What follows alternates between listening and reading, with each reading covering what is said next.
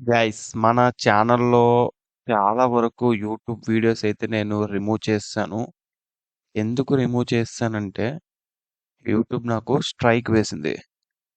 ఏంటి educational content కూడా స్ట్రైకా అని మీరు అడగొచ్చు. బట్ యాక్చువల్‌గా ఇది ట్రేడింగ్ కంటెంట్ కాబట్టి ఇండియన్ గవర్నమెంట్ కొన్ని రూల్స్ మార్చడం వల్ల ఆహ్, హెవీ బెట్టింగ్ రిలేటెడ్ యాప్స్ కూడా చాలామంది చేయడం వల్ల వాళ్ళ స్ట్రిక్ట్ రూల్స్‌నైతే తీసుకుంటున్నారు. సో, దానివల్ల అయితే నేను ఫ్యూ 1 ఇయర్ వరకు ఆల్మోస్ట్ నేను ఎటువంటి వీడియోస్ అయితే పెట్టలేదు. మీరు చూస్తే ప్రీవియస్ వీడియో 1 ఇయర్ ఎగో అయితే ఉన్నాయి. బట్ నేనైతే మీకు ఎప్పుడు యాక్టివ్‌గా నా టెలిగ్రామ్ గ్రూప్‌లో నేను అప్డేట్స్ ఇస్తూనే ఉన్నాను. ఆహ్, ఫ్రాంక్‌గా చెప్పాలంటే మనము ఇప్పుడు కంప్లీట్‌గా బియర్ ఫేజ్‌లో అయితే ఉన్నాం. అందుకనే ఆహ్, హెవీ ట్రేడింగ్ రిలేటెడ్ స్టాక్స్ కూడా ఇవ్వట్లేదు. సో, ఎందుకంటే ఆపర్చునిటీ లేదు. ఓన్లీ ఆపర్చునిటీ ఎక్కడ లభిస్తుందంటే, ఎక్కడైతే మనకి ఆహ్, సెక్టర్ రిలేటెడ్ ఆపర్చునిటీ ఉందో, అటువంటి టైంలోనే నేను మీకు మన గ్రూప్‌లో ఇవ్వడం జరిగేది.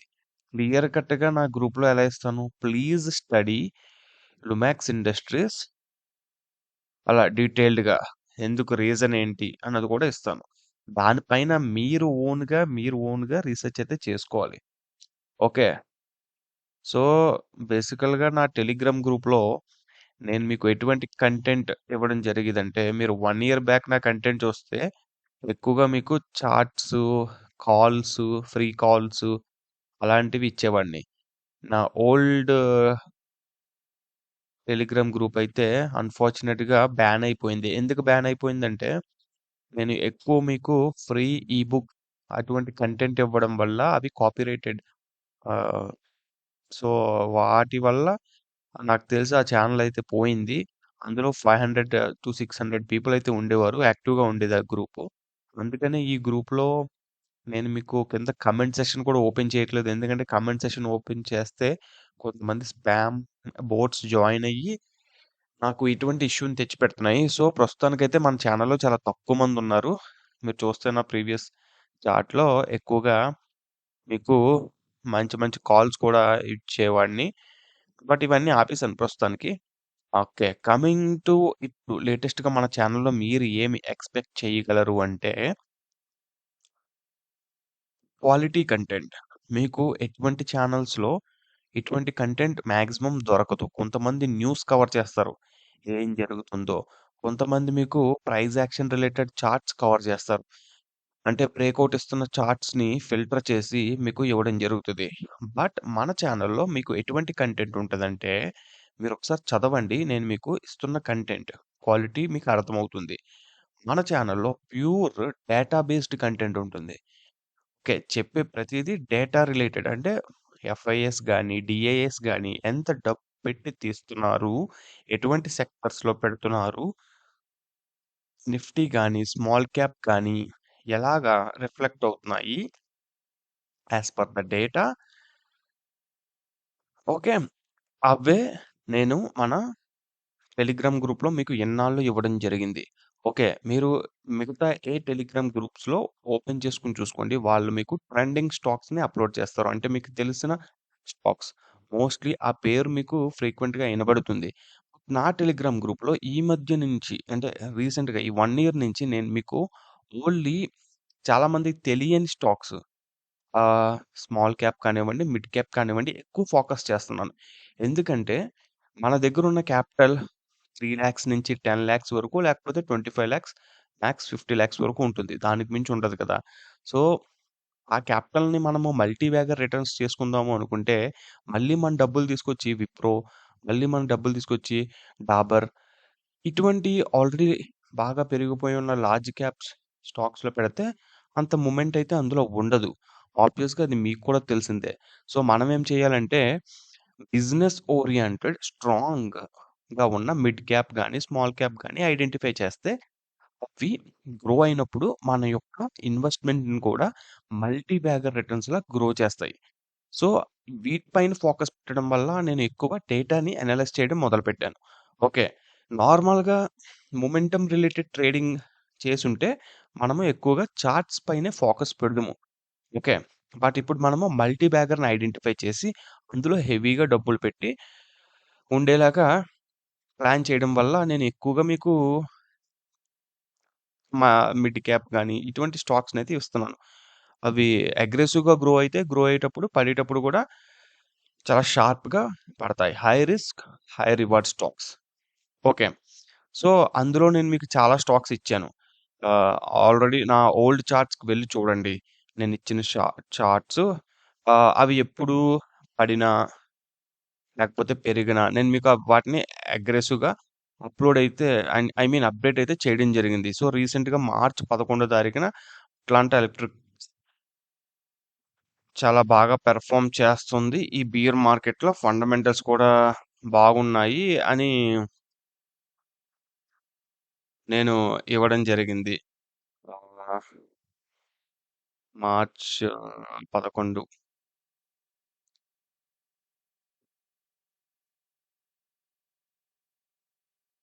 సో, మార్చి 10న అది రూ. 1000 దగ్గర ఎంతో ఉంది. 11న రూ. 986 దగ్గరకైతే పడి ఉంది. ఓకే. ఈరోజు మార్చ్ 20థ్ ఈరోజు ప్రైస్ మీరు చూస్తున్నారు. ఆహ్, సో, చాలా పర్ఫెక్ట్‌గా అయితే ఇది గ్రో అవుతుంది. ఎందుకు నేను మీకు ఈ స్టాక్ ఇచ్చానో అన్నది కూడా నేను మీకు డీటెయిల్డ్‌గా మెన్షన్ చేశాను. Atlanta Electrics manufacturing power transformers power సెక్టర్‌కి రిలేటెడ్ అయిన స్టాక్ ఇది. సో, ఇటువంటి స్టాక్స్ గ్రో అవుతాయి. ఎందుకంటే ఇండియా హెవీగా వీటిల్లో ఇన్వెస్ట్ చేస్తుందని డీటెయిల్‌గా అయితే మీకు రూ. 980 ఉన్నప్పుడు ఇచ్చాను. ఇది ఇప్పుడు ఆబ్వియస్‌గా గ్రో అయింది. ఓకే. సో, దాని తర్వాత నేను ఎక్కువ అనాలిసిస్ చేసింది పవర్ రిలేటెడ్ స్టాక్స్‌ని.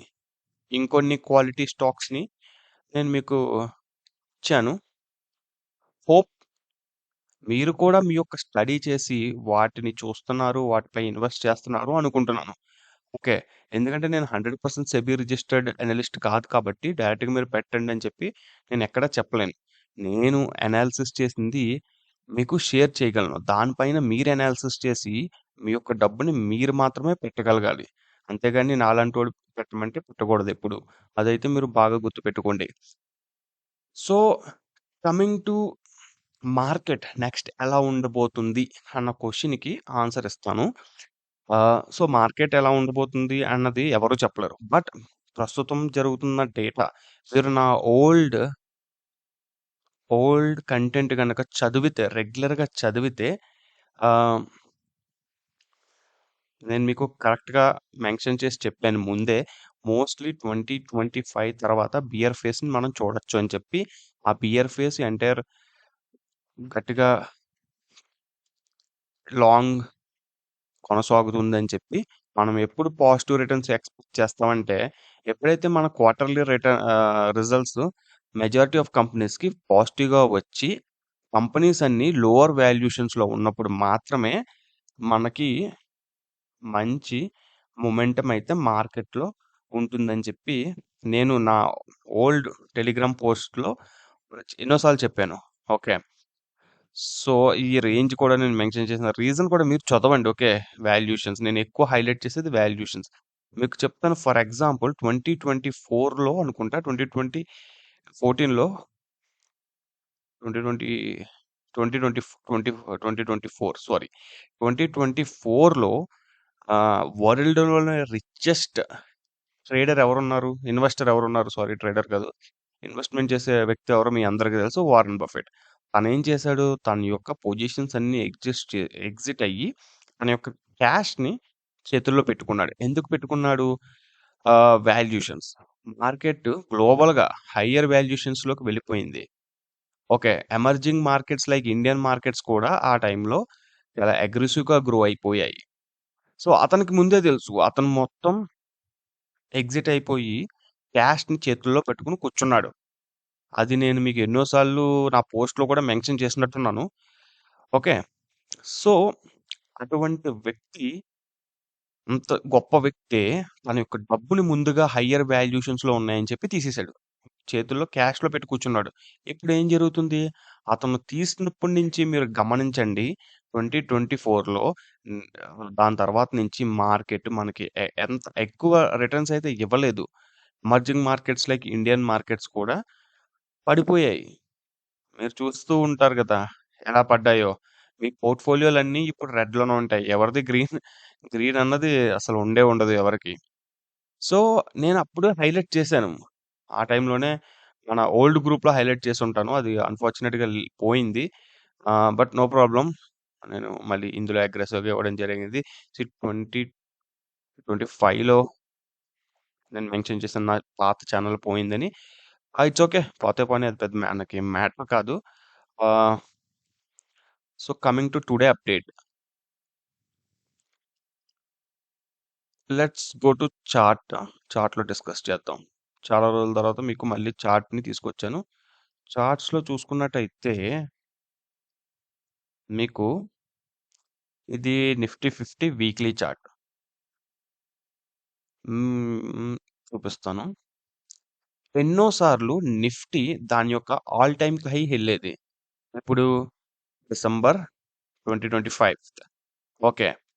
మీరు చూస్తే మనకి 2025 ఎంటైర్ ఇయర్ ట్రెండ్ ఉంది. 2025 జనవరి. ఈ జనవరి నుంచి పడి మార్చి నుంచి మొదలైంది అప్ ట్రెండ్. నిఫ్టీలో మనకి మంచిగా అయితే మూవ్‌మెంట్ అయితే ఇచ్చింది. ఇది అద్భుతమైన అప్ ట్రెండ్. మీ అందరికీ తెలిసిన అప్ ట్రెండే. ఓకే. ఎప్పుడు? ఎప్పుడిచ్చింది అప్ ట్రెండ్? మన అసలైన అప్ ట్రెండ్ ఎక్కడుంది? కరోనా అయిపోయిన తర్వాత మంచి మూవ్‌మెంట్ ఇచ్చి పట్టిందల్లా బంగారం అయిపోయింది అందరికి. ఓకే. చాలా మంది అనలిస్టులు కూడా పుట్టుకొచ్చారు ఆ టైంలోనే. ఓకే. మనకి కరోనా టైం నుంచి చాలా అద్భుతంగా అప్ ట్రెండ్ అయితే అయ్యింది. ఓకే. దాని తర్వాత నుంచి 2025 ఇయరు సైడ్ వేస్‌లో ఉండిపోయింది. చెప్పాలంటే పడింది. మళ్ళీ హైకి రీచ్ అయింది. ఎప్పటికి రీచ్ అయింది? 2025 ఇయర్ ఎండ్‌కి రీచ్ అయింది. ఆల్ టైమ్ హైకి. ఈ ఆల్ టైమ్ హై గనక బ్రేక్ చేసుంటే మనకి అప్ ట్రెండ్ వచ్చేది అని చాలామంది భావించేవారు కూడా. అనలిస్టులు కూడా ఆల్ టైమ్ హై రీచ్ అవుతే ఇంకా ఆ బుల్ మార్కెట్ మొదలవుతుందని చెప్పడం జరిగింది. బట్ మీరు మన గ్రూప్‌లో ఓల్డ్ పోస్టులు మీరు చదవండి. నేను క్లియర్‌గా మెన్షన్ చేశాను ఆల్ టైమ్ హై రీచ్ అయినప్పుడు ప్రతిసారి డోంట్ బుల్ మార్కెట్ ఇంకా. ఎందుకంటే మన వాల్యుయేషన్స్ చాలా హైలో ఉన్నాయి. హైలో ఉంటే ఎఫ్ఐఎస్ ఎందుకు ఇన్వెస్ట్ చేస్తాయి? చెయ్యవు. చిన్న basic common sense logic. Okay. And మీరు చూస్తే మల్టిపుల్ టైమ్స్ ఇది ఆల్ టైమ్ హైకి వెళ్ళినప్పుడు దాని జరిగింది. మళ్ళీ ఆల్ టైమ్ హై పడింది. మళ్ళీ ఆల్ టైమ్ హై వెళ్ళింది. థర్డ్ టైమ్ వెళ్ళింది. ఇప్పుడు వార్ సిట్యుయేషన్ వల్ల మార్కెట్ అయితే ఆబ్వియస్‌గా క్రాష్ అయిపోయింది ఇంకా. చాలా వరకు పడిపోయింది. ఓకే. దీని యొక్క డీటెయిల్స్ నేను పోస్ట్ రూపంలో మీకు ఇవ్వడం జరిగింది. ఇప్పుడు మ్యాటర్ ఏంటంటే ఇది స్లోగా రికవరీ అవుద్ది. దేని బేసిస్‌పై రికవరీ అవుద్ది? లోవర్ వాల్యుయేషన్స్‌కి రావాలి. ప్లస్ ప్రతి కంపెనీ గుడ్ రిజల్ట్స్‌ని పోస్ట్ చేయాలి. అప్పుడు మాత్రమే ఎఫ్ఐఎస్ డబ్బొస్తుంది. ఇప్పుడు ఏం జరుగుతుందంటే మార్కెట్‌లో మన డీఐఎస్ డిఫెన్స్ చేస్తున్నారు. అంటే ఇన్వెస్ట్ చేస్తున్నారు. వాళ్ళు హెవీ క్యాష్‌తో కూర్చున్నారు కదా! ఎస్ఐపి సడెన్‌గా ఇంక్రీజ్ అయింది ఇండియాలో. ప్రతి ఒక్కరు ఎస్ఐపి నాలెడ్జ్‌ని గెయిన్ చేశారు. సిస్టమాటిక్‌గా చేస్తున్నారు కాబట్టి. సో, వాళ్ళ దగ్గర హెవీ క్యాష్ ఉంది. దాంతో కూర్చున్నారు. ఓకే. సో, ప్రస్తుతానికైతే బుల్ మార్కెట్‌ని మీరు ఎట్టి పరిస్థితుల్లో ఎక్స్‌పెక్ట్ చెయ్యొద్దు. Okay. Coming to small cap index. Small cap 250 ఇది. ఇది కూడా మంచిగా ర్యాలీ అయింది. చాలా అగ్రెసివ్ ర్యాలీ. మీరు చూస్తే చాలా అగ్రెసివ్ ర్యాలీ. దాని తర్వాత ఈ పుల్ బ్యాక్‌లు అవ్వినప్పుడు చాలామంది అనలిస్టులు, యూట్యూబర్లు ఇంకా అప్ ట్రెండ్ కొనసాగుతుందని చెప్పారు. డేటా ప్రకారం చూస్తే అంత లేదు. ఓకే. మీ డబ్బు ఇరుక్కుపోయి ఉండొచ్చు కొంతమందిది. ఎవరైతే ఈ ఆల్ టైమ్ హైలో ఎగ్జిట్ అవ్వలేదో 2024లో అన్‌ఫార్చునేట్‌గా 2025 మనకి ఓన్లీ ఈ స్మాల్ క్యాప్ చూస్తే మొత్తం సైడ్ వేస్‌లోనే ఉంది. పెద్దగా ఏమీ లేదు. ఈ స్మాల్ క్యాప్ నుంచి మనకొచ్చింది. మరెప్పుడొస్తదంటే సేమ్ లోవర్ వాల్యుయేషన్స్‌లోకి రావాలి. ప్లస్ మనకి ఈ రేంజ్ బ్రేకౌట్ అయ్యేటప్పుడు చార్ట్‌లో మనకి మళ్ళీ అప్ ట్రెండ్ కనిపిస్తుంది. ఈవెన్ మిడ్ క్యాప్ కూడా అంతే. మిడ్ క్యాప్ అయితే మరీ దారుణం అది. ఫుల్ సైడ్ వేస్‌లోనే ఉంది. నిఫ్టీ మిడ్ క్యాప్ 100 స్టాక్స్ చూస్తే. ఈ స్మాల్ క్యాప్ 250ని అంత ఈజీగా మానిప్యులేట్ చేయలేరు. ఆహ్, నిఫ్టీ 50 ఈళ్ళంత ఉండదు. అంటే ఎక్స్‌టర్నల్‌గా అంటే వేరే ఎఫ్ఐఎస్ వాళ్ళు హ్మ్. సెట్ ఆఫ్ రూల్స్ ఉండడం వల్ల సో, ఇది కూడా చూడండి మోస్ట్‌లీ సైడ్ వేసే ఉంది. మరి ఈ సైడ్ వేస్ నుంచి మనము ఇలాంటి ర్యాలీని ఎప్పుడు ఎక్స్‌పెక్ట్ చేయొచ్చంటే సింపుల్ ఆన్సర్ ఆల్రెడీ మీకు చెప్పాను. వాల్యుయేషన్స్. మనకు లోవర్ వాల్యుయేషన్స్‌లో మనకు కాదు. ఎఫ్ఐఎస్‌కి దొరకాలి లోవర్ వాల్యుయేషన్స్‌లో ఇండియన్ మార్కెట్. మన యొక్క బిజినెస్‌లో అద్భుతంగా పెర్ఫార్మ్ చేయాలి. క్యూ4 రిజల్ట్స్ వచ్చేంత వరకు వెయిట్ చేయండి. క్యూ4 మనకి అద్భుతంగా వస్తే ఎఫ్ఐఎస్ స్లోగా మళ్ళీ డబ్బునైతే ఇంజెక్ట్ చేస్తారు. ఇప్పుడు మీరు చూస్తే ఎఫ్ఐఎస్ డేటా నిన్న మొన్న డేటా చూస్తే ఎఫ్ఐఎస్ కొంచెం తగ్గారు. Aggressive selling తగ్గారు. నేనది ఆల్రెడీ మీకు మెన్షన్ చేసుంటాను. ఆహ్, మోడరేట్.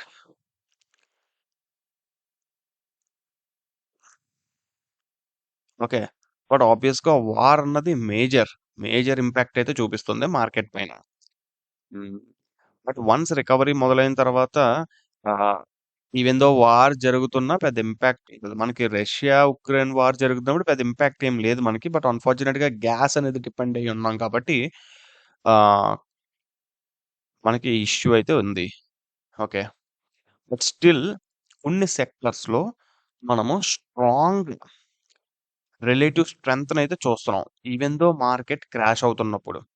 ఓకే. ఎవరు ఇన్వెస్ట్ చేస్తున్నారు? ఇన్‌స్టిట్యూషనల్ ప్లేయర్స్ అయితే ఇన్వెస్ట్ చేస్తున్నారు. ఓకే. అగ్రెసివ్‌గా కాదు స్లోగా. వేటిని? ఫ్యూచర్ గ్రోత్ ఉన్న స్టాక్స్‌ని. సో, నేను మీకు కొన్ని ఎగ్జాంపుల్స్ ఫిల్టర్ చేసైతే పెట్టాను. మీరు ఒక్కొక్క స్టాక్‌ని అనలైజ్ చేయండి. ఎందుకంటే అల్టిమేట్‌గా at the end of the day మీ డబ్బది. ఓకే. నేను మీకు సెట్ ఆఫ్ స్టాక్స్‌ని 5,000 స్టాక్స్‌లో కొన్ని స్టాక్స్‌ని ఫిల్టర్ చేసి విత్ ప్రాపర్ రీజన్ మీ కళ్ళ ముందు పెడుతున్నాను. సో, మీరు నెక్స్ట్ మీ ఓన్ అనాలిసిస్ చేసుకోండి. చాట్‌జీపీటీ ఉంది. ఏఐ టూల్స్ ఉన్నాయి. మీరు చేయలేకపోతే వాటికైనా ఇవ్వండి. అది మీకు చెప్తాయి. ఓకే. ఎందుకంటే నేను అఫీషియల్ సర్టిఫైడ్ అనలిస్ట్ కాదు కాబట్టి నేను మీకు 100% కళ్ళగుర్తి దీంట్లో ఇన్వెస్ట్ చేయండి అని చెప్పకూడదు. అది లీగల్ కాదు. నేను ఓన్లీ క్వాలిటీ కంటెంట్ మీ ముందుకు తేగలను. మీరు మీ యొక్క డబ్బుని మీ ఓన్ బ్రెయిన్ తోటి, మీ ఓన్ కన్సర్న్ తోటి మాత్రమే ఇన్వెస్ట్ చేయాలి. ఏ స్టాక్‌లో అయినా ఎవరో ఫోన్ చేసి మేము మీకు రిటర్న్స్ ఇస్తాము అని చెప్పి ఇన్వెస్ట్ చేస్తే మీ యొక్క డబ్బు అయితే మీరు కోల్పోతారు. సో, ఈ ప్రీవియస్ లిస్టే కాకుండా నేను మీకు ఈ లిస్ట్ కూడా ఇచ్చాను. మంచి స్టాక్స్ కింద. Okay. Relative strength institutional players acquire చేస్తున్న స్టాక్స్‌ని మీరు గమనించవలసిందిగా నేను కోరుతున్నాను. ఓకే. మిగతా చెత్త స్టాక్స్ పైన ఫోకస్ పెట్టే బదులు. ఓకే. సో, నేను మీకు కృష్ణ డిఫెన్స్, నాలెడ్జ్ మెరైన్ ఇవన్నీ నేను ప్రీవియస్‌గా ఎప్పుడో ఇచ్చినవే. ఆహ్, నేను వాటిని ట్రాక్ చేయాలంటే నాకు కష్టం. మళ్ళీ సెర్చ్‌లోకెళ్ళి చూడాలి. అందుకనే నేను మీకు డైరెక్ట్‌గా అవి మొమెంటమ్ ఇచ్చినప్పుడు ఇమ్మీడియేట్‌గా నేను పోస్ట్ చేస్తాను. ఎందుకంటే అవి నేను నా వాచ్ లిస్ట్‌లో ఉంటే నేను ట్రాక్ చేస్తాను కాబట్టి. ఆహ్, సో, ఇవి కూడా ఏఐ రిలేటెడ్ మంచి స్టాక్స్. ఓకే. నాకు మెసేజ్ పెడతారు. స్టాక్స్ చెప్పు బ్రదర్ హ్మ్, ఫ్యూ 3 అంటే లాంగ్ టర్మ్‌కి లేకపోతే షార్ట్ టర్మ్‌కి 1, 2 ఇయర్స్ హోల్డ్ చేయడం. ఇవన్నీ ఏంటి? ఇవన్నీ స్టాక్స్ గదా! నేను కష్టపడి మీకు ఈ కంటెంట్ పెడుతున్నా మళ్ళీ మీరు నాకు మెసేజ్ చేసి అడుగుతారు. స్టాక్స్ చెప్పని. ఇవన్నీ క్వాలిటీ. ఇవన్నీ క్వాలిటీ.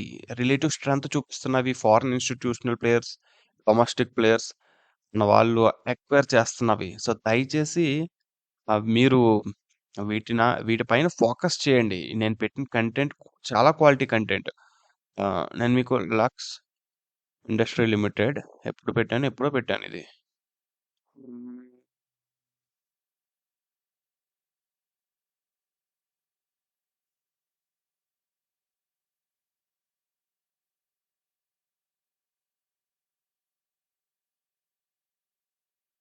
3887 దగ్గర ఫోకస్ చేయండి దీనిపైన అని పెట్టాను.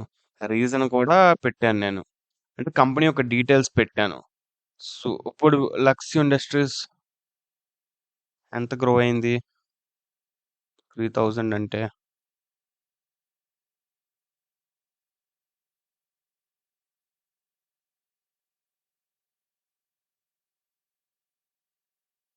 మినిమమ్ 10% పైనే కదా ఉంది రిటర్న్.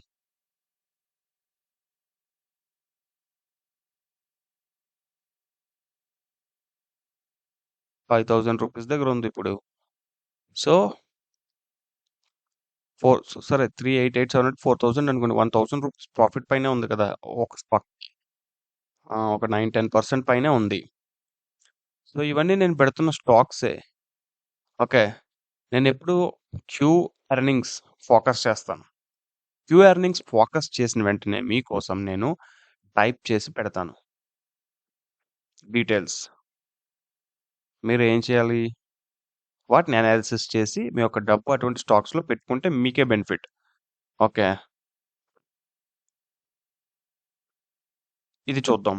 141 దగ్గర నేను మన గ్రూప్‌లో అయితే షేర్ చేయడం జరిగింది.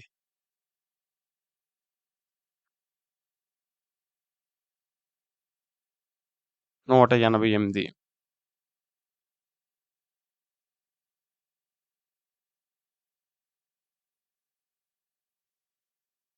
బానే ఇచ్చింది గదా! 40 రూపీస్ ప్రాఫిట్. ఇది జస్ట్ 40 రూపీస్ ప్రాఫిట్ మీరు చూడకూడదు ఇందులో. ఓకే. మీరు ఒక 30% వరకు ఇచ్చినట్టు. లేదే మీరు ఈ 40 రూపీస్ ప్రాఫిట్ కాదు. 40 rupees profit is not a big deal. ఈ బిజినెస్ అర్థం చేసుకోండి. దీని కెపాసిటీ మీకు తెలుస్తది. ఓకే. అలా థింక్ చేయండి. 40 రూపీస్ నేనేదో 30, 20% చూపించేసి నేనే గ్రేట్ అని చెప్పడం నా పాయింట్ కాదు. ఆటో యాక్సిలరీస్ ఎమర్జింగ్ థీమ్ అన్నమాట ఇది. అన్‌బీటెన్ థీమ్ ఇది ప్రస్తుతానికైతే. మీరు అల్టిమేట్‌గా ఫోకస్ చేయండి. నేను దీన్ని ఎన్నో సార్లు మన గ్రూప్‌లో ఈ సెక్టర్‌ని హైలైట్ చేశాను. చాలా స్ట్రాంగ్‌గా. మరి ఎంతమందికి అందులో హోల్డింగ్స్ ఉన్నాయో నాకు తెలీదు. బట్ నా గ్రూప్‌ని ఉపయోగించుకోండి. ఇటువంటి కంటెంట్ నేను పెట్టగలను. కోల్ ఇండియా బ్రేకౌట్ ఇస్తుంది. బజాజ్ ఫైనాన్స్ బ్రేకౌట్ ఇచ్చింది. బట్ నో పాయింట్ ఇది. ఇది మీ యొక్క మానసిక ఆనందానికి తప్ప నేను ఈ కంటెంట్ ఎందుకు పెడుతున్నానో చాలా మంది అడుగుతున్నారు చార్ట్స్ పెట్టు బ్రదర్ అని. దీనివల్ల యూజ్ ఎంతమందికి ఉంటుందో నాకు తెలీదు. ఎందుకంటే నేను పెట్టిన 4 గంటల్లో ఒకటి బ్రేకౌట్ ఇస్తది.